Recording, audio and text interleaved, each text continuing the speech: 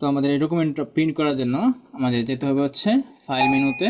File menu এখানে আমরা দেখতে পাচ্ছি যে আমাদের প্রিন্ট অপশনটা আছে, আর এটার জন্য শর্টকাট মেনু হচ্ছে কন্ট্রোল পি।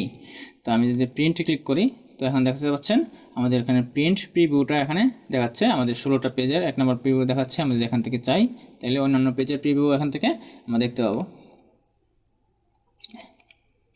তারপরে আমাদের যে প্রিন্টার অনুযায়ী এই অপশনগুলো একটু ভিন্নতা আসতে পারে, তবে সব প্রিন্টারেই কিছু কমন জিনিস থাকে। যেমন হচ্ছে আমাদের কপি।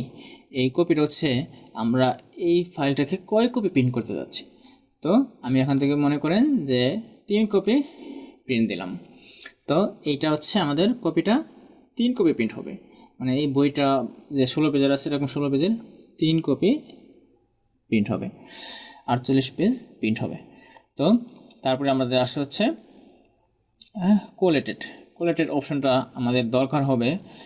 দেখা যাচ্ছে আমরা এখন ড্রপডাউনে যাই, দেখা যাচ্ছে আনকোলেটেড এবং হচ্ছে কোলেটেড।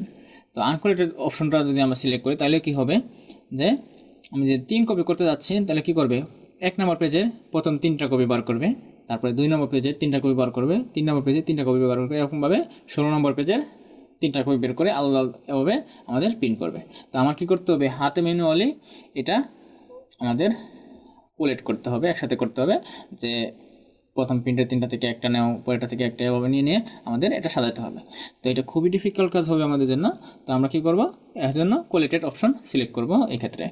তো এটা করার পরে আমাদের এখান থেকে ওরিয়েন্টেশনটা সাধারণত বাই ডিফল্ট নিয়ে নেয়। আমরা এখান থেকে ল্যান্ডস্কেপ এবং পোর্ট্রেট ওরিয়েন্টেশনটা দিতে পারি। তারপর হচ্ছে আমাদের পেজের সাইজ এখান থেকে সিলেক্ট করে দেবো। আমাদের ডিফল্ট পেজের সাইজ আমাদের এই পেজে কাজ করছে, এই পেজটা এখানে সাধারণত চলে আসে।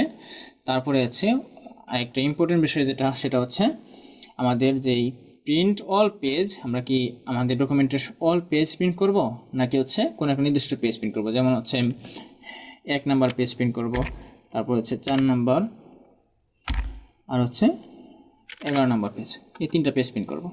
তো এরকম যদি করি তাহলে আমাদের একরকম অপশন আসবে। আর যদি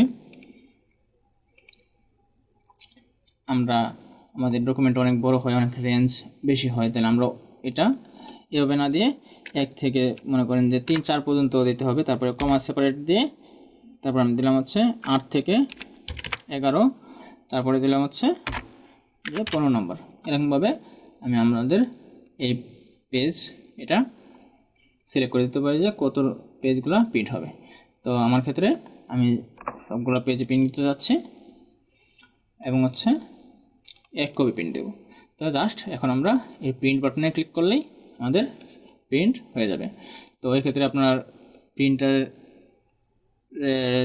ক্যাটাগরি অনুযায়ী কিছু জায়গা ওয়ার্নিং দেখাতে পারে যে এই মার্জিনটা আপনার ক্ষেত্রে দেখা যাচ্ছে মার্জিনটা কম আছে বা বেশি আছে, এরকম একটা ওয়ার্নিং দেখাতে পারে। আপনারা খুব সহজে এটা বুঝে যাবেন। তো এভাবে আমরা আমাদের এত সুন্দর এত সময় ধরে যে কাজটা করলাম সেটার হচ্ছে প্রিন্ট বের করে নিতে পারবো খুব সহজেই।